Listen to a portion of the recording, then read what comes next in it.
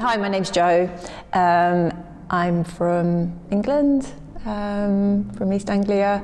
I work as an artist, normally doing very large sculptures, but not here, as you can see.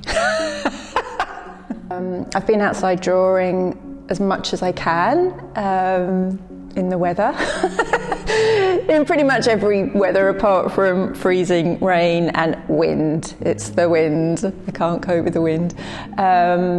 Which has been great, and I think as in sort of, I think really for me what I've been trying to do is just gather and be like a sponge and making as much as I can. I kind of like to work quite quickly and quite fast anyway,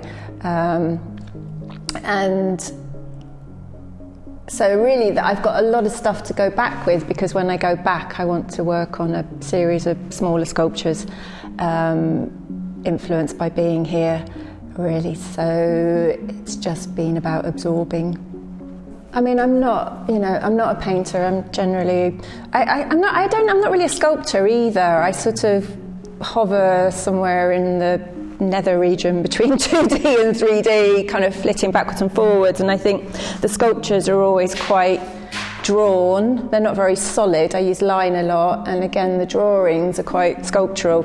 So I think all the time I was out, I got into really looking at the rock. Well, it was either sort of huge expanses or it was the detail, and the detail of the landscape around here was amazing. But even when I was sort of drawing the rocks, I think all the time I was thinking about, I was kind of always trying to search out some sort of architecture or some sort of geometry in the landscape, some kind of structure.